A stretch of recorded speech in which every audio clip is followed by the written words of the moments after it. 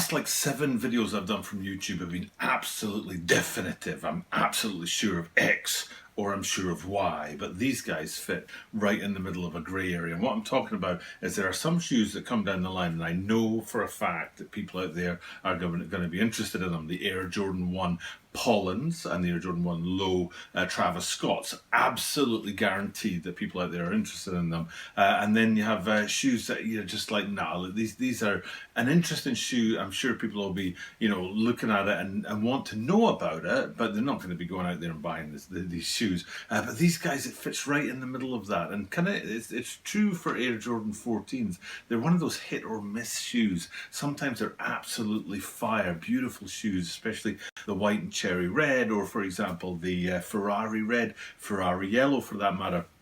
But then there's other ones in the 14 line that come out and you're kind of like, I'm not really interested in that at all. And so the 14 is like that. The Air Jordan 14 is hit or miss. And these guys, they're sitting right in that little grey area where I'm not sure if there's going to be interest in them or not, especially in terms of what we've been doing at the channel recently about me having the opportunity to get these kind of shoes for people if they want them at retail. And I just don't know if people out there will want this shoe. I'm not reading anything in the sort of media, the social media, the internet, stuff like that about this. Now, here in Japan, it's already on the sneakers app for August the 19th, and the size range is like 22 to 25.5 centimeters. That's a tiny size range. It speaks to a women's shoe. I'm pretty sure it's going to be a women's shoe, not a full-size run. But then people who want to get their hands on them, there's going to be a very limited range of people who are going to be interested in these shoes. If that's the size run. Now, it might be that me being here in Tokyo, Japan, that it's a particularly small size run here, and there'll be a bigger size run elsewhere in the world. But that's what we're seeing, 22 to 25.5 centimeters. And I don't know if people are interested in grabbing a pair of these guys. Now, there is the story of the LOW May Jordan sneaker. She herself has been a sneakerhead basically all her life. And she is, a designer, a consultant, and I'm trying to avoid doing speech marks and saying an influencer, but that's basically what her story is. And it was one of my favorite parts to do in this video was researching about her and her background, and that she moved from, I think it was the west coast in LA, I think it was, out to Chicago, and was working at Louis Vuitton, and then moved across to RSVP and is it Don C, and that kind of group of designers. So she's got history. She's only 28, I think, at the moment. So 28, yeah, I think she's only 28 years old. Something like 1992, I think she was born, and I was born in 1976. But it feels like we're more than 16 years apart, if you know what I'm saying. So, but it was great researching about her and her history of shoes and the fact that she's a really big sneakerhead. And I know some of her shoes I've reviewed. I think I've reviewed the 3 main ones, maybe 2 of the 3 main ones, and they're hit or miss. The biggest one, in my opinion, and I think the biggest one in real sale opinion, is the Jordan 6s that she did not too long ago. I think it was 2019 she did those.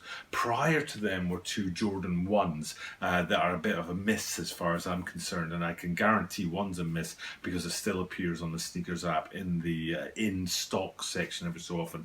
And we're talking about the blue and green Jordan Zoom 1s that LOW May did as a collaboration there. But she also did another set of Jordan 1s that had this enormous furry tongue on it, like seriously ridiculous like fur coming off of this thing, and I was just kind of like, whoa, that's a bit of a miss for me. So the 2 Jordan 1s have been a bit of a miss. The Jordan 6s are a bit of a hit, and I think these are a hit. This shoe is a hit, but I don't know what they're going to do in terms of retail. And to be absolutely honest with you, I think it's not going to be too hard for people to get their hands on these when they come around on August the 19th. And I'm pretty sure that drop date is not just for Tokyo, Japan. I think it's for everywhere else in the world. And just for reference, 23,100 yen, and I've said this before, if you want to know how much that is in dollars, you just knock off the last 2 numbers. So 23100, knock off the 00s, 231, $231 is basically the retail price of these Air Jordan 14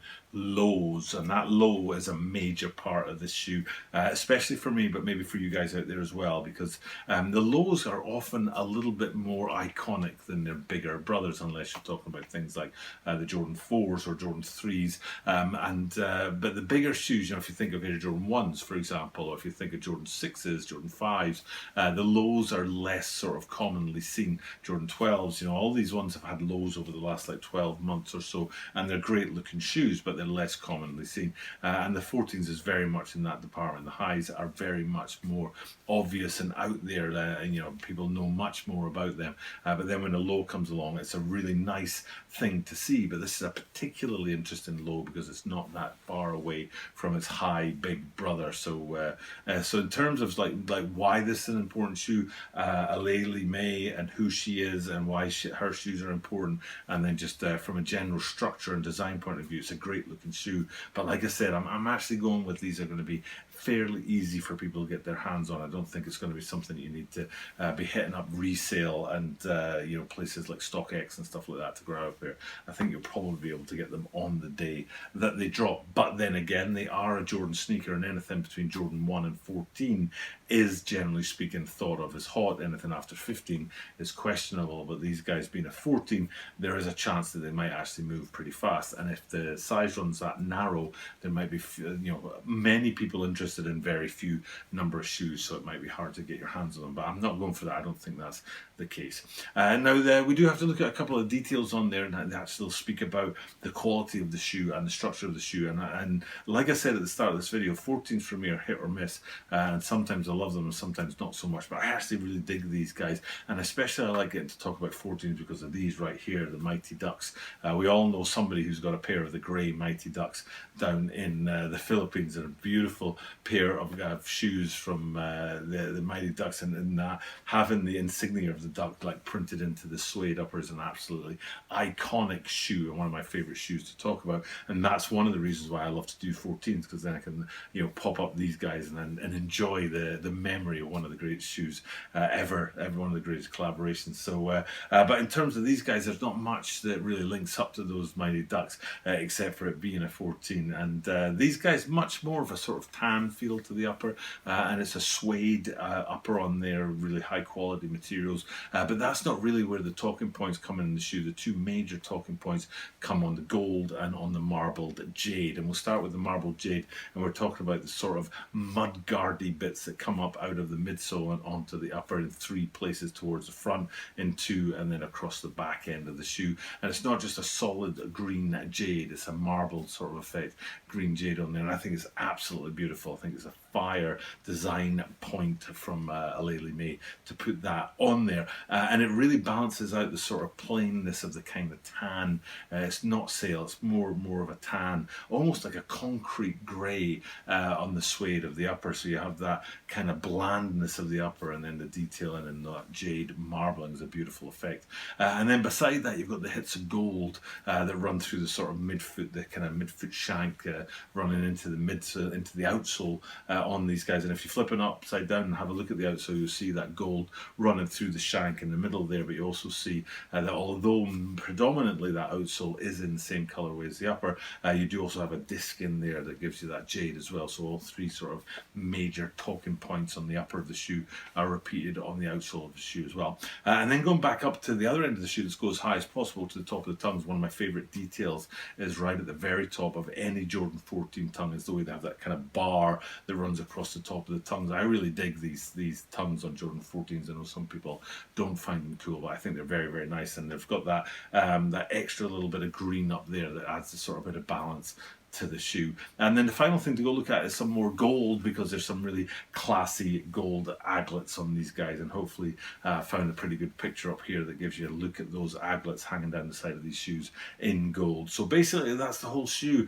Is it a shoe you're interested in? Do you want me to pull the trigger? Because it means that I probably have a good chance of getting the old W on sneakers. So if you are looking for a pair of these guys and want me to get you them and send you them for retail plus shipping, don't forget that, then this could be the very very first shoe that we actually get a W on and actually try that out at the channel. So it could be a big talking point of things to come. Or you might be able to get these guys retail wherever you are in the world, and you're not even going to bother going through Tokyo Butter 23. So that's today's shoe, wrapping it up, finishing up another shoe for another day, and we're churning out daily content. Today's August the 14th, and I've predicted that the last day of August is the day when we get to 1,000 consecutive days on YouTube. So we're only, what's that, 17 days away, 2.5 weeks away from 1,000 consecutive days without a single day missed. And with that being said, it's time just to wrap this one up and finish up another video. So all I'll do is tell you and remind you that I do this every single day. And because I do it every single day, that means that you are guaranteed to see me tomorrow.